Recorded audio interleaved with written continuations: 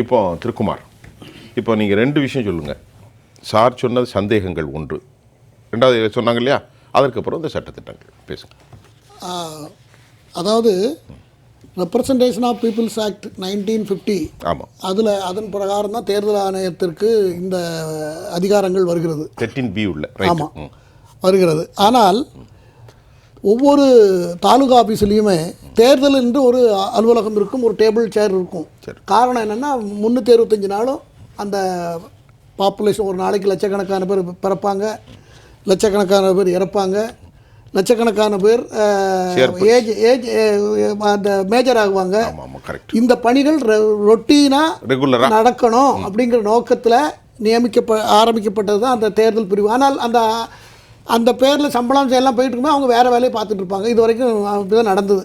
நான் ஒரு உச்சநீதிமன்றத்தில் ஒரு வழக்கு தொடுத்த எலக்ட்ரல் ரிஃபார்ம் பற்றி, அதில் கூட எலக்ட்ரல் ரிஃபார்ம் எப்படி பண்ணணுங்கிறதுல இது மாதிரி தான் இருக்குது. இது 365 நாளும் இது நடக்கணும் இந்த பணி. இப்போ உச்சநீதிமன்றம் கேட்டிருக்குது அல்லவா, தேர்தல் நடக்கக்கூடிய சமயத்தில் இந்த வேலையை பண்ணினால் அது எப்படி சரியாக இருக்கும், அது எப்படி சாத்தியமாக இருக்கும் அப்படிங்கிற ஒரு இது வருது. ஏன் இவ்வளோ முன்னுக்கூட்டி ஏன் அதை செய்யலை? குடியுரிமை ஆர்டிகல் 326 பிரகாரம் குடியுரிமைக்கு எல்லாத்துக்கும் அதிகாரம் கொடுக்க வேண்டியது உள்துறையுடைய பொறுப்பு. நீங்களே அவங்க குடியுரிமை இல்லைன்னா அதுக்குரிய காரணத்தை நீங்கள் தான் வச்சுருக்கணும் அப்படின்னு எல்லாம் நிறைய கேள்விகளை கேட்டிருக்காங்க. இப்போ நான் இதில் என்ன சொல்ல வரேன்னா, மத்திய அரசாங்கம் இதில் வேறு எந்த உள்நோக்கமும் மத்திய அரசாங்கத்துக்கு இருக்கிறதாக நான் நினைக்கல. ஆனால் அந்த மாநிலங்களில் நீங்கள் முதல்ல பேசும்போது குறிப்பிட்டீங்க சில ட்ரெஸ்பாசர்ஸ் இருக்கு என்ட்ரி இருக்கு. இல்லை, அது நம்ம ஓப்பன் தானே. ஆமாம், இப்போ எல்லாரும் உள்ள இன்ஃபில்ட்ரேஷன் ஆகும்போது, ஆமாம், எல்லை தாண்டி வருகின்ற போது ஒரு அரசு எடுக்கிற, அதாவது அமெரிக்கா மெக்சிகோ எடுக்கிற மாதிரி. ஆமாம், அமெரிக்கா மெக்சிகோ கனடா எல்லா நாடும் எடுக்கிறாங்க. ட்ரெஸ்பாசர்ஸ் அலோ பண்றது இல்ல, பண்ண முடியாது. அலோ பண்ணினது மட்டும் இல்லாம ஓட்டு உரிமையை பற்றுறாங்க உடனே. அது ரொம்ப டேஞ்சர்.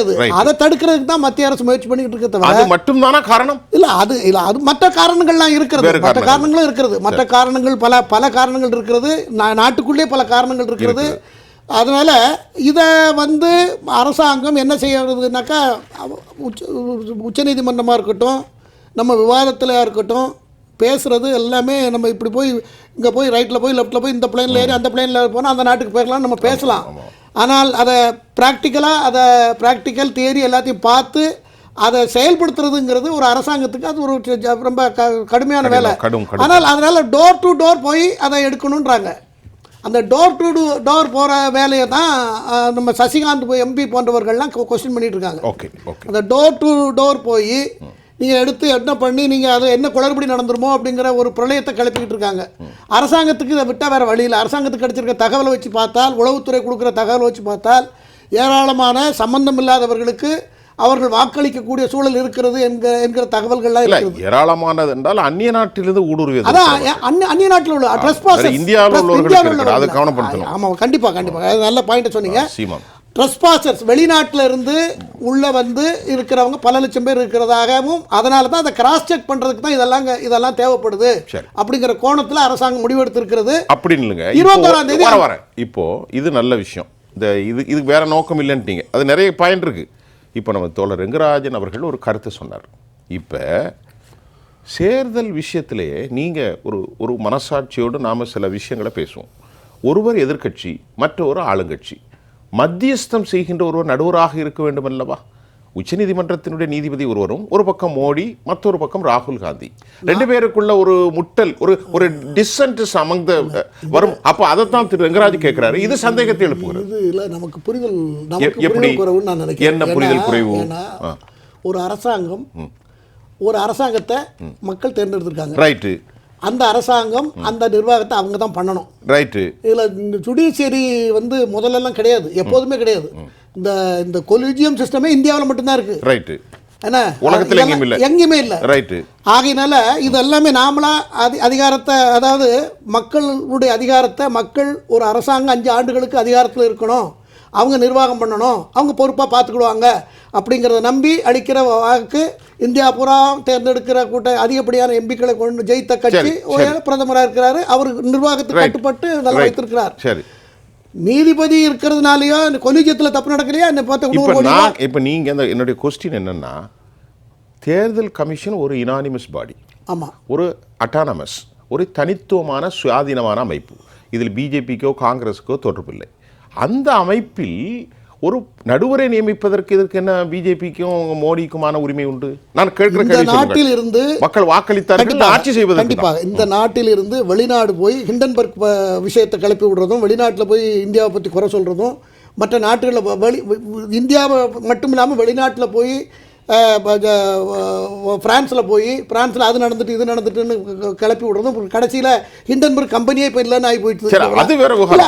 இப்படி தான் இருக்காங்க எதிர்க்கட்சிகள். எதிர்க்கட்சிகளுக்கு இந்த உள்நோக்கம் இருக்கிறது. ஒரு நல்ல அரசாங்கம், பொறுப்புள்ள அரசாங்கத்தின் பொறுப்புகள் என்னென்னங்கிறதுல எதிர்க்கட்சிகளுடைய பங்கு என்ன அப்படிங்கிறத இவங்க சரியா செய்யறது இல்ல. தேர்தல் கமிஷன்ல ஒருவர் மோடி, மற்றொரு மோடியுடைய ஆள், மூன்றாவது எதிர்க்கட்சி, இதுல என்ன உள்நோக்கம் எப்படி இருந்துட்டு போகுது? இது எப்படின்னு கேக்குறேன். இதுக்கு நீங்க பதில் சொல்லுங்க. மூன்று பேர், ஒருவர் ரெண்டு பேர் தடிவெட்டி போடுறதுக்கு பயன்படுத்துவாங்க சார். எப்படி தடிவெட்டி போடுறதுக்கு? அதை குறுக்கீடு செய்வது. நாம அதாவது அரசாங்கம் இல்ல, நான் சொல்றது கான்ஸ்டிடியூஷன் பிரகாரமும் ஒரு நடுநிலையான விவகாரம் தான் கேள்வி. அவர்கள் தடியை வெட்டி போடுவார்கள், தண்டலை வெட்டி அதல்ல கேள்வி. தேர்தல் கமிஷன் ஒரு சுயாதீன அமைப்பு. ஒருவர் மோடி, மற்றவர் ராகுல் காந்தி. மற்றவர்கள் நியாயம் தீர்ப்புகின்ற போது that may be kind of dissent among the society. Who will take a response? அதை துரிதமாக செயல்படுத்துவதற்கு இடையூறு செய்வார்கள் 100%. ரைட் ஐயா, அதனால தான் அந்த முடிவை அவங்க எடுக்கல. இல்லைன்னா அந்த காரியம் நடக்காது, எந்த காரியம் நடக்காது. சுப்ரீம் கோர்ட்டோட ரெப்ரசன்டேட்டிவ் மேல இப்படி அவதூறு சொல்ல வேணாம் குமார் சார். நான் அவரை மதிக்கிறேன். சுப்ரீம் கோர்ட் அவங்களே எடுத்த முடிவு. பாருங்க 100 கோடி ரூபாய் கிடைக்கல. சுப்ரீம் கோர்ட் ஜட்ஜி ஹை கோர்ட் ரைட். அவங்க சரியா இருக்கா? இல்ல, ஒரு அமைச்சர் மத்திய அரசுல ஒரு அமைச்சர் தவறு செஞ்சா, ஒரு மத்திய அரசு ஒரு அமைச்சர் தவறு செய்யறாரு, அத்தனை அமைச்சரும் குண்டோட காலி செய்யலாமா? பிரசிடென்ட் நாளைக்கு ஆர்டர் போட்டு அத்தனை அமைச்சரும் காலி பண்ணி பிரதம மந்திரி எல்லாரும் வீட்டுக்கு அனுப்பலாமா? அது கிடையாது. இது வந்து அமைப்பு ரீதியா சுப்ரீம் கோர்ட் சார்பாக இருக்காரு. அதுல உங்களுக்கு என்ன கஷ்டம்? அவர் வந்து எதிர்க்கட்சி சார்ந்தவரா? இல்ல, அவர் எதிர்க்கட்சி சார்ந்தவரா கிடையாது. இல்ல, அது கிடையாது. நீங்க சுப்ரீம் கோர்ட், நீங்க அவர் ஒரு கலகத்தை ஏற்படுத்துறீங்க. It's a part of democracy. Constitution அப்படி இல்ல மிஸ்டர் ரங்கராஜ். சுப்ரீம் கோர்ட் இல்ல, சுப்ரீம் கோர்ட் ரங்கராஜ் இவங்களே எடுத்துக்கிட்டு சார். சுப்ரீம் கோர்ட் நம்பரை கையை விட்டு அவருடைய கலகத்தை அவர் வந்து கைட்லைன் கிடையாது. சுப்ரீம் கோர்ட் கைட்லைன் கிடையாது. நீங்க சொன்ன வார்த்தை இல்ல, நீங்க சொன்ன வார்த்தை அவங்க வந்து கலகத்தை உண்டாக்குவாங்க. சுப்ரீம் கோர்ட் நீதிபதி ஏன் கலகத்தை உண்டாக்கணும்? யாருமே தெரியாது. அவங்க யாரு போட போறாங்கன்னு தெரியல. இப்ப இல்ல இப்ப ஒரு நிமிஷம் கலகத்தை ஏற்படுத்தக்கூடாது நீங்க சுப்ரீம் கோர்ட். ஐயா, இப்ப நீங்க சொன்னீங்க இல்ல குமார் சார், இல்ல ஒரு நிமிஷம் இல்ல, இந்த நாட்டினுடைய உயர்ந்த மரபுகள் கொண்டது இந்திய அரசியலமைப்பு. அவற்றின் தலைமை பொறுப்பில் இருக்கிறவர்கள் ஜனாதிபதியும் சுப்ரீம் கோர்ட் தலைமையும். அந்த தலைமை ஒரு எதிர்க்கட்சியால் இன்ஸ்டிகேட் பண்ணப்படி ப்ரோவோக் பண்ணி அவர்களுடைய சொல்லாடலுக்கு அவர்கள் இணங்கிவிட்டால் நம்முடைய நம்பிக்கை எங்கே போறது? நான் அந்த கேள்வி என்ன, ஒரு ஜட்ஜி கொடுக்கிற தீர்ப்புக்கு பதிலாக 2 பேர் கொண்ட பெஞ்சை போடுவாங்க, 3 பேர் கொண்ட பெஞ்சு போடுவாங்க. அதுவும் சரியில்லைன்னா 5 பேர் கொஞ்சம் பெஞ்சு போடுவாங்க. 5 பேரும் சரியில்லைன்னா 7, திருப்தி இல்லைன்னா 7 பேர் கொண்ட பெஞ்சு 9, 13 ஏன் போடுறாங்க? ஒன்றுக்கு மேலே போட்டு கடைசியில் எது அதிகமாக இருக்கிறதோ அதுதான் முடிவுங்கிறத கொண்டு வராங்க. அப்போ ஒரு அரசாங்கம், ஒரு பிரைம் மினிஸ்டர் 5 வருஷம் தேர்ந்தெடுக்கப்பட்ட ஆட்சி 5 வருஷத்துக்குள்ள தான் கொடுத்த வாக்குறுதியை நிறைவேற்றுவதற்கு எடுக்கிற முடிவுகளில் இந்த மாதிரி ஒப்பீனியன் மாறும்போது செயல்படுத்த முடியாது. அதாவது இப்போ நான் புரிஞ்சுக்கிட்டேன், மோடி அவர்கள் தான் நினைப்பதை செய்ய வேண்டும், இடையில் குறுக்கீடு செய்யக்கூடாதுங்க. நினைப்பதே இல்ல சார், செய்யக்கூடிய வேலையை செய்ய முடியாம இருக்கிறது அரங்கலாயிரக்கூடாது என்பதுதான். அதாவது சுப்ரீம் கோர்ட்டே கழிச்சிடலாமே. சுப்ரீம் கோர்ட் கழிச்சிடலாம். இந்த அமைப்பு சுப்ரீம் கோர்ட் சார்பா ஒரு அமைப்புல ஒரு ப்ரொசீஜர் இருக்கு. அதுக்கு மரியாதை கொடுக்காம அவங்க எதிர்க்கட்சியோட சேர்ந்து கலகம் பண்ணுவாங்க, அவங்க வந்து தப்பு செய்வாங்க. யாரே தெரியாம யாரே தெரியாம அபாண்டமா ஒரு குற்றச்சாட்டு, அதாவது ஒரு பொறுப்புள்ள திரு குமார்கிட்ட நான் எதிர்பார்க்கல. ஒரு அபாண்டமான ஒரு குற்றச்சாட்டு சுப்ரீம் கோர்ட் மேல போடுறாரு. நான் குற்றமே சாட்டல, நீங்க அப்படி என்ன சாட்டல? அரசியல் அந்த ஒப்பீனியன் வரட்டுமே. ஒரு முன்சிப் கோர்ட் கொடுத்த தீர்ப்பை டிஸ்ட்ரிக்ட் கோர்ட் கழிச்சுவீங்களா? டிஸ்ட்ரிக்ட் கோர்ட் கொடுத்த தீர்ப்பு சரியில்லைன்னா ஹைகோர்ட் ஒரு ஜட்ஜ் சரியான தீர்ப்பு கொடுத்தா சுப்ரீம் கோர்ட் போனா 3 பேர் பெஞ்ச் இதெல்லாம் இருக்குது. ஒரு நீதிபதி மேல இன்னொரு நீதிபதி சொன்னதுனால சார் நீதிபதிகள் தலையிட்டு நாம இதல போலாம். கொலிஜியத்துல எவ்வளவு பிரச்சனை இருக்கு சார். கொலிஜியத்துல இப்ப பாருங்க, அதெல்லாம் இருக்கட்டும். இப்போ அதெல்லாம் இருக்கட்டும். இல்ல கடந்த முறை அதெல்லாம் இருக்கட்டும் சார். சந்திரசூட் இப்போ ஒரு வீட்ல இருந்துட்டு காலி கொஞ்சம் இருக்கு ஐயா, கொஞ்சம் தப்பு இப்படி எல்லாம் இருக்கு சார். தப்பு என்ன? தப்பு இருக்கு. நேத்து கூட பேப்பர்ல ஒரு அமைச்சர் தவறு செஞ்சா நீங்க ரெண்டு பேரும் கொஞ்சம் அலோவ் பண்ணுங்க. இல்ல நீங்க இல்ல இப்ப நம்ம இது இல்ல திருங்கராஜ் இப்போ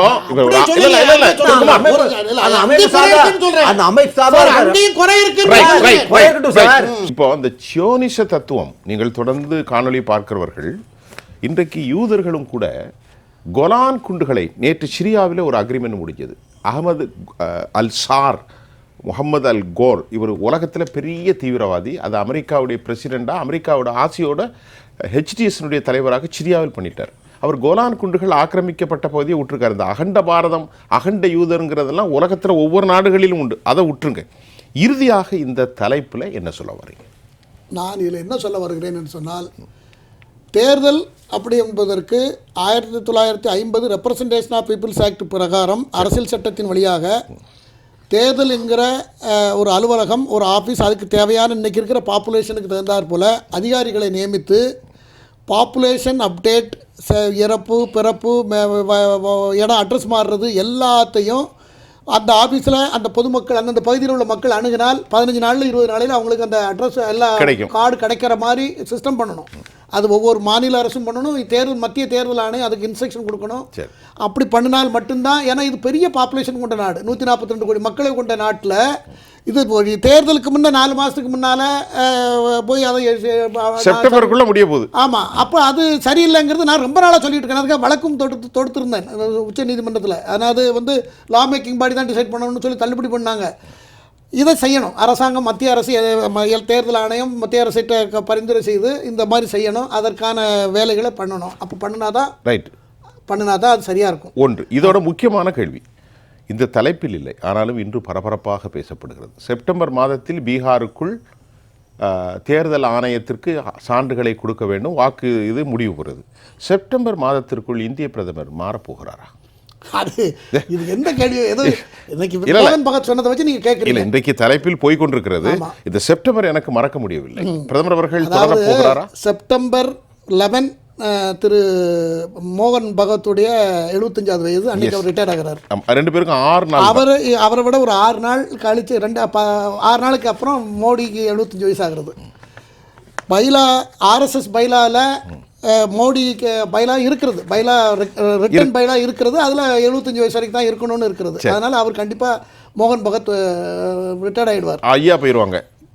அரசியல் கட்சிகளை பொறுத்தவரையில் அரசியல் கட்சிகளில் எதை வைத்து எதை யாழ்ஸ்டிக்காக எடுத்துப்பாங்கன்னு சொன்னால், ஒருவருடைய ஹெல்த்து, ஒரு மனிதனுடைய ஹெல்த்து, அவருடைய ஹெல்த்து, மக்கள்கிட்ட அவருக்கு இருக்கிற அப்ரிசியேஷன், மக்கள் அவர் மீது வைத்திருக்கிறது, அரசியல் ரீதியாக அவர் மேல் உள்ள பார்வை, இதையெல்லாம் எப்படி கரண்டில் எப்படி இருக்குது, இதெல்லாம் சரியாக இருந்தது என்றால் அவரை நீடிக்கிறதுக்கு அந்த கட்சி அனுமதிக்கும். இன்னும் ஒரே ஒரு கேள்வி.